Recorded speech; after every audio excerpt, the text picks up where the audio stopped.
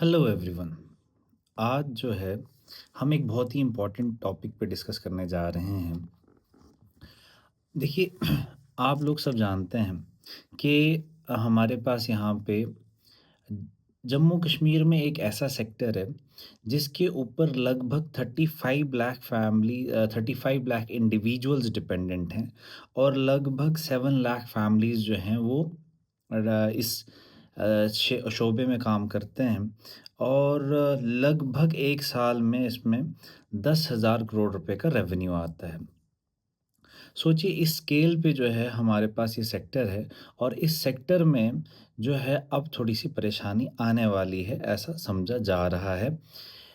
हम बात कर रहे हैं, अभी तक आप गेस लगा चुके होंगे, जम्मू कश्मीर का एक बहुत ही इम्पोर्टेंट सेक्टर वो है हॉर्टिकल्चर का सेक्टर और जिसमें जो हॉर्टिकल्चर में जो टोटल प्रोडक्शन होती है उसमें से जो 50% प्रोडक्शन होती है हम उसकी बात कर रहे हैं। हम बात कर रहे हैं सेब की, एप्पल की।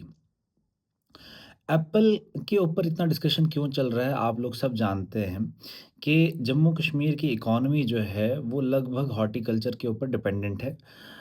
मैंने आपको फैक्ट्स एंड फिगर्स बताए हैं कि 10,000 करोड़ रुपया इसका रेवेन्यू आता है। ये मैं कोट कर रहा हूँ जे.एंड.के की इकोनॉमिक सर्वे निकली है 2025 और 26 को। नो डाउट यहाँ पे बाकी भी फ्रूट्स हैं जैसे नाशपाती है, खुबानी है, उसके बाद आलू बुखारा है, उसके बाद बाकी वॉलनट है। तो ये लेकिन इसमें से 50% जो प्रोडक्शन है वो है सेब की।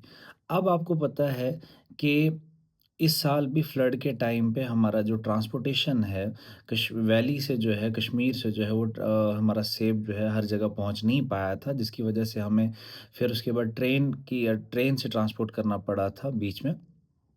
अब इस सेक्टर पे एक बहुत बड़ा जो है वो खतरा मंडरा रहा है। वो कौन-सा खतरा है? हमारी जो गवर्नमेंट है, सेंट्रल गवर्नमेंट, उसने जो है लगभग जो है 2 डील्स डन कर चुके हैं वो और तीसरी डील करने जा रही है। आपको जैसे याद होगा कि एप्पल जो है हमारे पास वो जो इंडिया का एप्पल है उसमें जो 70% जो प्रोडक्शन है, वो इंडिया की कहाँ से आती है? जम्मू कश्मीर से आती है। बाकी जैसे स्टेट्स हैं हमारे पास, हिमाचल प्रदेश है, उत्तराखंड है, इवन तमिलनाडु में सेब लगता है। बाकी भी एरियाज़ में सेब हैं, जैसे हमारे पास नागालैंड का सेब है, सिक्किम का है, तो वहाँ से भी। लेकिन 70% जो India's production that comes from Jammu Kashmir. अब अब बात इस तरह है कि 3 डील्स 2 डील्स डन हो चुकी हैं। एक है इंडिया न्यूज़ीलैंड की डील है और दूसरी डील है हमारे पास इंडिया यूरोपियन यूनियन की डील। रिसेंटली दोनों डील्स हुई हैं। एक बहुत बड़ी अचीवमेंट कहा जा रहा है सेंट्रल गवर्नमेंट की, नो डाउट हो सकती है, बहुत बड़ी अचीवमेंट हो, फ्री ट्रेड एग्रीमेंट चल रहे हैं। बट क्या जम्मू कश्मीर के लिए ये डील जो है बेनिफिशियल होगी या नहीं होगी? देखिए, कहा जा रहा है जो अभी इंडिया और न्यूज़ीलैंड की जो डील है उसमें पहले जो एप्पल आता था इंडिया, उसके ऊपर जो इम्पोर्ट ड्यूटी लगती थी जिसको इम्पोर्ट टैक्स भी बोलते थे, वो लगता था हमारा लगभग जैसे मैं आपको बताना चाहूँगा उस वो लगता था अ, वो लगता था पहले 50%, अब जो है वो 25% लगेगा। उसके बाद मतलब 25% की रिडक्शन है।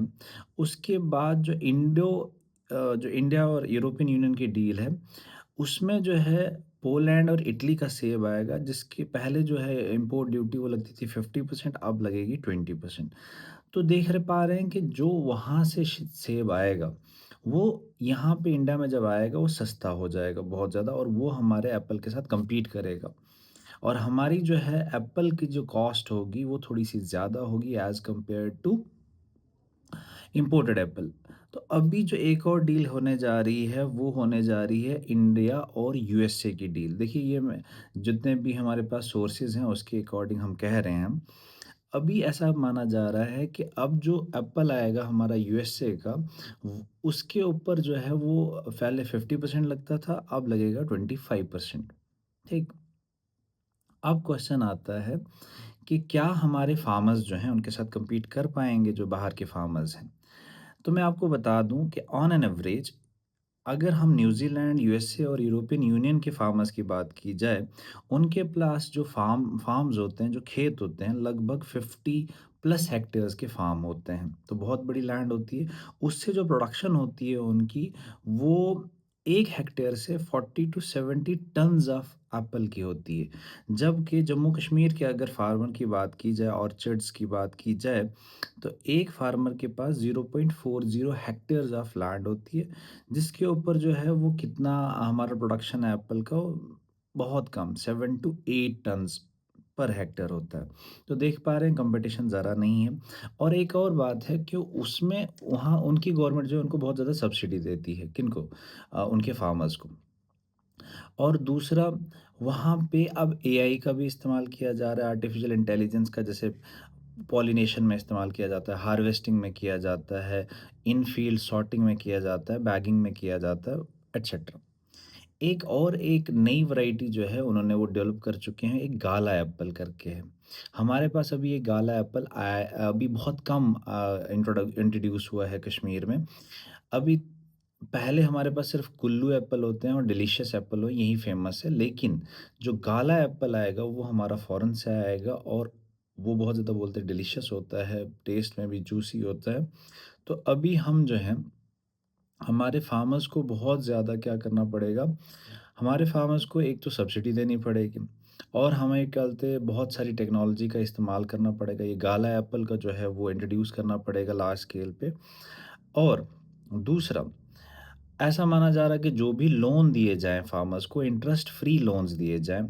एक हमारे यहाँ स्कीम भी चल रही है जिसको एचएडीपी कहते हैं, होलिस्टिक एग्रीकल्चर डेवलपमेंट प्रोग्राम।